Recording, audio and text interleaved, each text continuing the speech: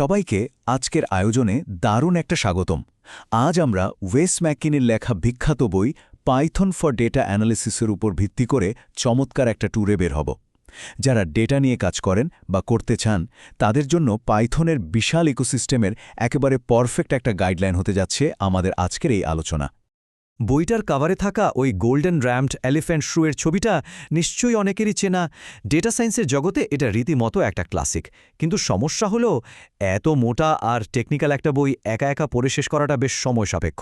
তাই আমাদের আজকের লক্ষ্য হলো পুরো বইটার মূল নির্যাসটুকু বের করে আনা, একেবারে সহজ আর বোধগম্য একটা ম্যাপ তৈরি করা, যাতে অ্যানালিস্ট আর প্রোগ্রামাররা খুব সহজেই এই পাইথন ডেটা ইকোসিস্টেমের আসল মজাটা ধরতে পারেন।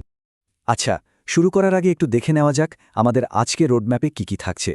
প্রথমেই আমরা জানব স্ট্রাকচারড ডেটা কি, এরপর দেখব পাইথনের আসল সুবিধাটা কোথায়, তারপর প্রয়োজনীয় কিছু ডেটা সায়েন্স লাইব্রেরি, ডেটা অ্যানালাইসিসের ওয়ার্কফ্লো এবং সবশেষে কাজ করার জন্য এনভায়রনমেন্ট সেটআপ নিয়ে কথা বলবো। তো চলুন শুরু করা যাক। প্রথমেই চলে আসছি আমাদের প্রথম সেকশনে, স্ট্রাকচার ডেটার কথায়। টুলগুলো আসলে ঠিক কী ধরনের ডেটা নিয়ে কাজ করে সেটা আগে বোঝা দরকার। স্ট্রাকচারড ডেটা শব্দটা শুনতে একটু গালভরা মনে হলেও ব্যাপারটা আসলে খুব সিম্পল। এটাকে মূলত কয়েকটা ভাগে ফেলা যায়। যেমন ধরুন স্প্রেডশিটের মতো ট্যাবুলার ডেটা, যেখানে সুন্দর করে কলাম সাজানো থাকে, অথবা হতে পারে বহুমাত্রিক কোনো অ্যারে বা ম্যাট্রিক্স। আবার কি কলাম দিয়ে জুড়ে দেওয়া একাধিক টেবিলও হতে পারে, কিংবা সময়ের সাথে সাথে ওঠানামা করা টাইম সিরিজ ডেটা। মজার ব্যাপার হলো আমাদের চারপাশে ছড়িয়ে থাকা বেশিরভাগ অগোছালো ডেটাসেটকেই কিন্তু একটু প্রসেস করে এই ফরম্যাটগুলোর কোনো না কোনোটিতে ফেলে দেওয়া যায়। এবার আসা যাক দ্বিতীয় সেকশনে, পাইথনের সুবিধা, বা বলা যায় কেন পাইথনই ডেটা অ্যানালিসিসের সেরা সমাধান। একসময় ডেটা সায়েন্সের জগতে একটা বিশাল মাথা ব্যথা ছিল এই টু ল্যাঙ্গুয়েজ প্রবলেম বা দুই ভাষার সমস্যা। ব্যাপারটা কেমন? ধরুন আগে গবেষকরা প্রোটোটাইপ বা গবেষণার কাজগুলো করতেন আর বা এসএর মতো ভাষায়। এরপর সফটওয়্যার ইঞ্জিনিয়ারদের সেই একই জিনিস প্রোডাকশনের জন্য আবার নতুন করে লিখতে হতো জাভা বা C++-এ। বুঝতেই পারছেন দুটো আলাদা পরিবেশ সামলানো যে কোনো কোম্পানির জন্য কতটা ঝামেলার। ঠিক এই জায়গাতেই পাইথন একটা গেম চেঞ্জার হিসেবে আবির্ভূত হলো। নতুন এই প্যারাডাইমে পাইথন একাই একটা সমন্বিত পরিবেশ তৈরি করে, যেটা রিসার্চ আর প্রোডাকশন দুটোতেই সমানতালে কাজ করে।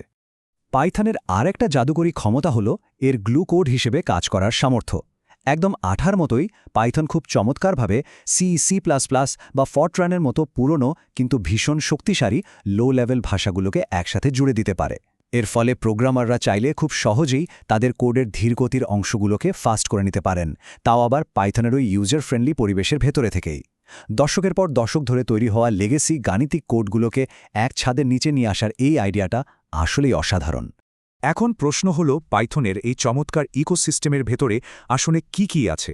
চলুন এবার সেই টুলগুলোর সাথে একটু পরিচিত হওয়া যাক। আমাদের তৃতীয় section, essential data science libraries. এখানে আমরা একেবারে কোর কিছু টুলের কথা জানব। একজন দক্ষ কারিগরের ওয়ার্কশপে যেমন এক একটা টুলের এক একটা নির্দিষ্ট কাজ থাকে, পাইথনের জগতেও ব্যাপারটা ঠিক সেরকম। যেমন ধরুন নামপায়ের কথা, এটা চোখের পলকে বহুমাত্রিক অ্যারে আর জটিল সব গাণিতিক হিসেব নিকাশ করে ফেলতে পারে।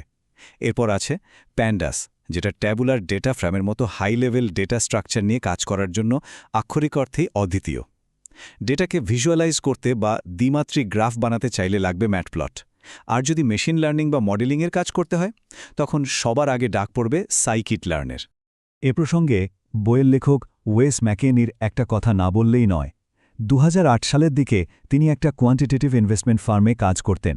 তখন তিনি খুব গভীরভাবে উপলব্ধি করেছিলেন যে ডেটা নিয়ে তার যে সুনির্দিষ্ট চাহিদাগুলো ছিল, সেটা কোনো একটা সিঙ্গেল টুল দিয়ে মেটানো যাচ্ছিল না।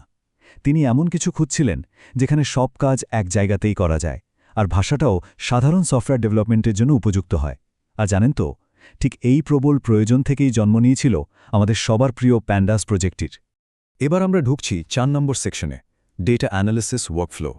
থিওরি তো অনেক হলো, এবার প্র্যাকটিক্যাল ফিল্ডে অ্যানালিস্টরা কিভাবে কাজ করেন সেটা দেখা যাক। সবচেয়ে গুরুত্বপূর্ণ বিষয়টা হলো ডেটা প্রফেশনালদের কাজ কিন্তু শুধু মডেল বানানো নয়, বরং তাদের মূলত 5টা ধাপে কাজ করতে হয়। প্রথমেই বাইরের জগৎ থেকে ডেটা রিড বা রাইট করতে হয়। এরপর আসে প্রিপারেশন, মানে ডেটাকে ক্লিন করা, জোড়া লাগানো বা রিশেপ করা। তৃতীয় ধাপে ডেটাকে ট্রান্সফর্ম বা রূপান্তরিত করা হয়, যেখানে গ্রুপ ধরে ম্যাথ আর স্ট্যাটিস্টিক্স অ্যাপ্লাই করা হয়। চতুর্থ ধাপে গিয়ে আসে মডেলিং আর কম্পিউটেশনের কাজ, যেখানে মূলত মেশিন লার্নিং অ্যালগোরিদমের সাথে কানেক্ট করা হয়। আর সবশেষে এই পুরো কাজের রেজাল্টটা ভিজুয়ালাইজেশন বা সামারির মাধ্যমে চমৎকারভাবে প্রেজেন্ট করতে হয়। তো ডেটা অ্যাংলিংয়ের এই বিশাল কর্মযজ্ঞে নামার আগে আমাদের তো একটা জুৎসই কাজের পরিবেশ দরকার, তাই না? চলুন টেকনিক্যাল সেটআপটা এবার সেরে ফেলি। আমাদের পঞ্চম এবং শেষ সেকশন, বিল্ডিং দি এনভায়রনমেন্ট, মানে কম্পিউটারে কাজের স্পেস সেটআপ করা। টার্মিনালের কমান্ডগুলো ধাপে ধাপে দেখলে ব্যাপারটা খুব ইজি হয়ে যাবে। প্রথমে conda-forge চ্যানেলটা অ্যাড করে নিয়ে এর প্রায়োরিটি স্ট্রিক্ট করে দিতে হবে।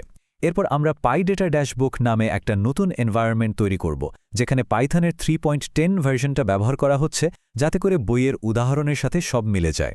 এরপর সিম্পলি সেটাকে অ্যাক্টিভেট করতে হবে। আর সবশেষে প্যান্ডাস, জুপিটার, ম্যাটপ্লটলিবের মতো দরকারি টুলগুলো ইনস্টল করে নিতে হবে। এখানে প্যাকেজ ম্যানেজার হিসাবে কন্ডা ব্যবহার করা হয়েছে, যা সবকিছুকে খুব সুন্দরভাবে গুছিয়ে রাখতে সাহায্য করে। ব্যাস, আমাদের ডেটা অ্যানালিসিসের পুরো টুলকিট এখন একদম রেডি। এখন সবচেয়ে রোমাঞ্চকর প্রশ্ন হলো, এই পাওয়ারফুল টুলগুলো দিয়ে সবার আগে কোন ডেটা নিয়ে খেলা শুরু হবে? ডেটা সেট ডাউনলোড করে নিজেরা একটু এক্সপ্লোর করার জন্য এর চেয়ে দারুণ সুযোগ আর কী হতে পারে? তো পাইথন ডেটা ইকোসিস্টেমের এই অসাধারণ জার্নিতে আজ আমাদের সাথে থাকার জন্য অসংখ্য ধন্যবাদ। আশা করি আজকের এই আলোচনা ডেটা অ্যানালিসিসের জটিল বিষয়গুলোকে অনেকটাই সহজ আর ইন্টারেস্টিং করে তুলেছে।